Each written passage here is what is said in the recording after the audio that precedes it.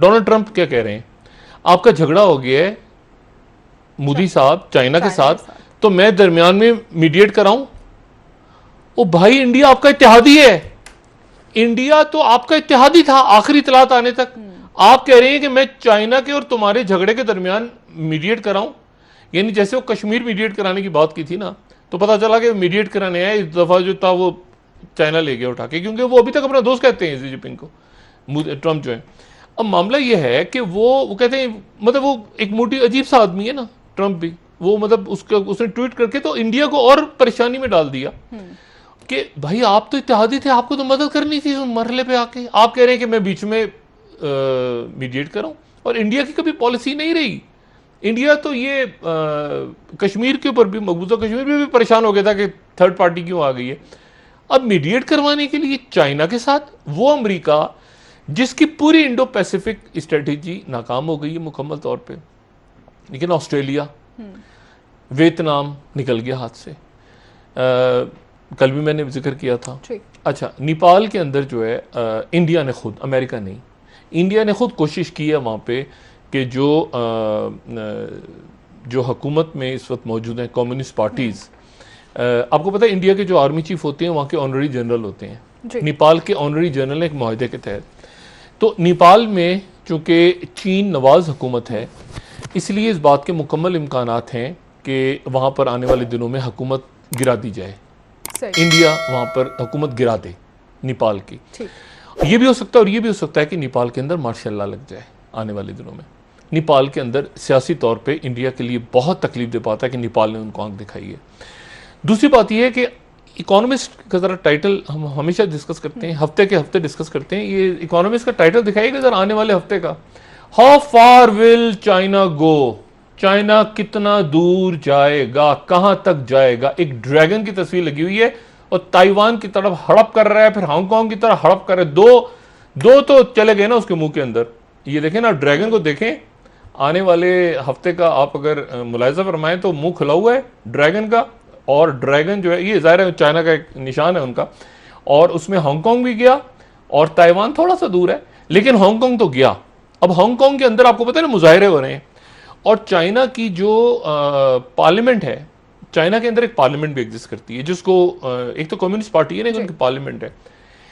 Taiwan जो है वो 100 साल की लीज पे बरतानिया ने ले लिया था, हर एक को पता है, और वो 100 साल के बाद वापस चला गया 97 के अंदर, 97-98 में वो चला गया चाइना के पास। अब वहां मुजाहरे हो रहे थे, वहां पर ये कानून नाफिज हो गया है कि जो हांगकांग में मुजाहरा करेगा चीन के खिलाफ, वो कौमी सलामती और गद्दारी का मुर्तकिब होगा, और उसको जेल में डाल के 3 साल के लिए या पता नहीं कितने सालों की सजा उसको सुनाई जाएगी। वो मुजाहिरीन जो, और इसीलिए ये मुजाहरे जो हो रहे हैं ना, ये काफी महीनों से हो रहे थे। आज यानी आज पिछले 24 घंटों में वो बिल, पहले जो कानून नाफिज हुआ था उसको पार्लियामेंट ने मंजूर कर लिया।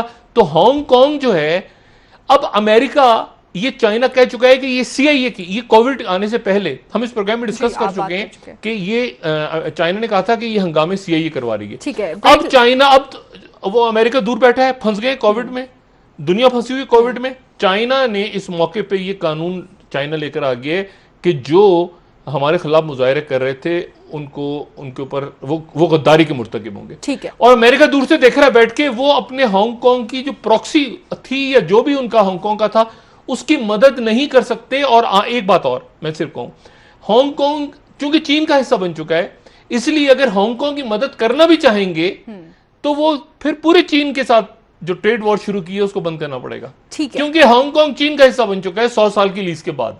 असर ये होने जा रहा है कि इस वक्त जब हम बात कर रहे हैं तो एक सल्तनत रियासत जवाल पजीर है, और एक रियासत या सल्तनत जो है वो दोबारा सोई हुई जाग उठी है, वो ड्रैगन है। ठीक है, स्नेक और ड्रैगन। अच्छा, स्नेक खुद भी अपने अल्फाज में इस्तेमाल करते हैं उसको, मतलब वो बुरा नहीं मानते इस बात को।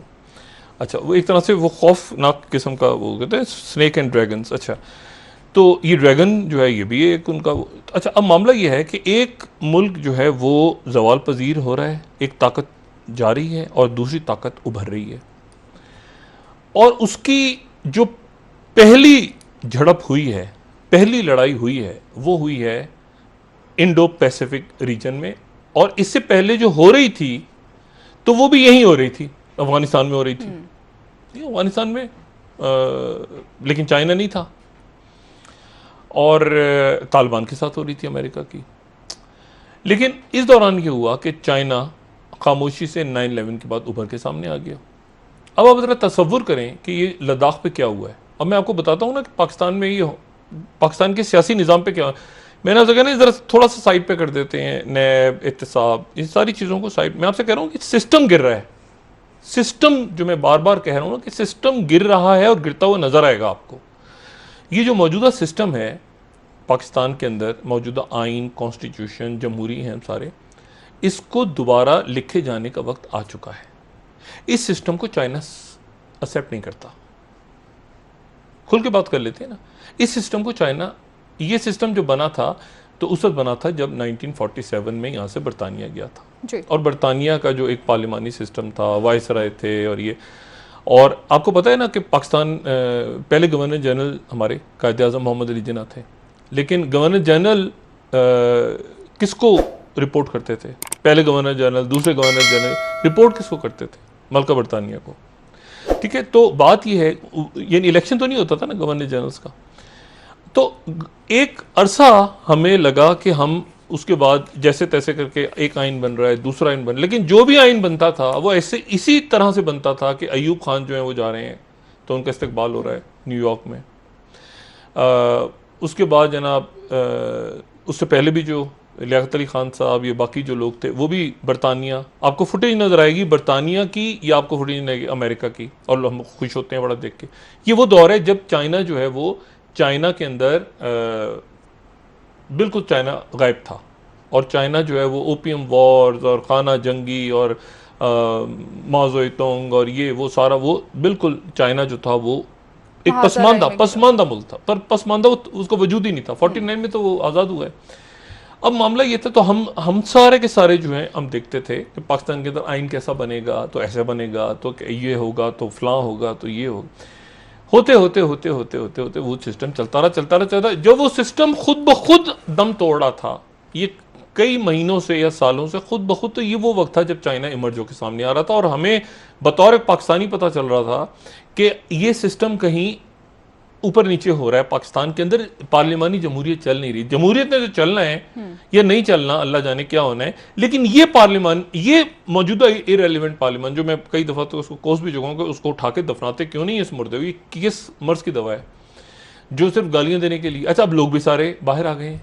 पहले तो ये था कि वो एयाज सादिक कह रहा हूँ, असद कैसर साहब किसको प्रोडक्शन ऑर्डर जारी करते हैं, किसके नहीं करते। खुर्शीद साहब अंदर हैं सिर्फ शायद, बाकी तो सारे बाहर हैं, तो खुद ही आ जाएंगे। वो इजलास 5 जून को बुलाया हुआ है, तो सारे आ जाएंगे। अब कैसे इजलास होगा? 1 महीना इजलास चलना है, तो क्या गालिम गलौज के अलावा और कुछ होगा?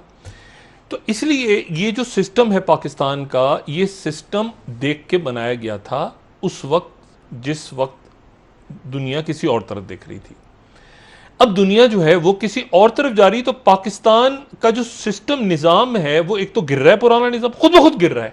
और मैं कहता हूं आपको गिरता हुआ नजर आएगा, ठोकरों में जाता हुआ नजर आएगा, और ठोकरों में, लिटरली ठोकरों में, कचरे में लोग इसको फेंक चुके हैं ऑलरेडी।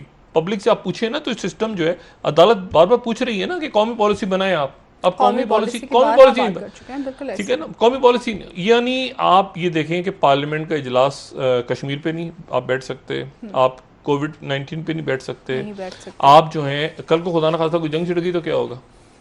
ठीक है ना, 18वीं 13वीं में अलग अलग सूबे कहेंगे उधर से हम जा रहे हैं चलते हुए, उधर से हम जा रहे हैं चलते हुए, ऐसा नहीं होता।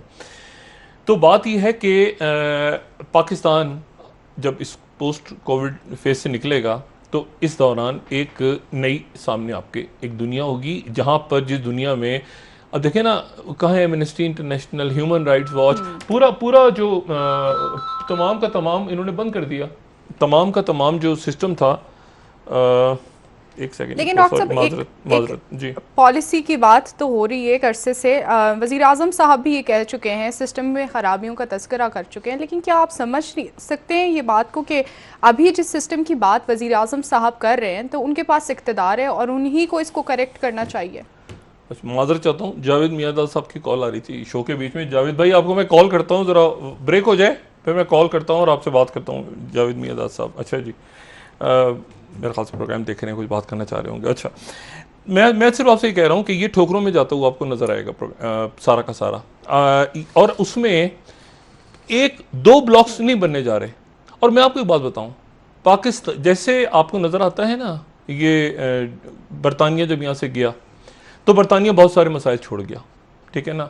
एक यहाँ पे मैं बतौर पाकिस्तानी, ठीक है हमारे बॉर्डर्स हैं, लेकिन मैं बतौर पाकिस्तानी, ठीक है कायद आज़म मोहम्मद अली जिन्ना अल्लाह ताला उनके दर्जात बुलंद करे, वो बड़े लीडर्स थे, बड़े वो भी और नेहरू जो भी उनके दरमियान हुआ, लेकिन मज़ा नहीं आया।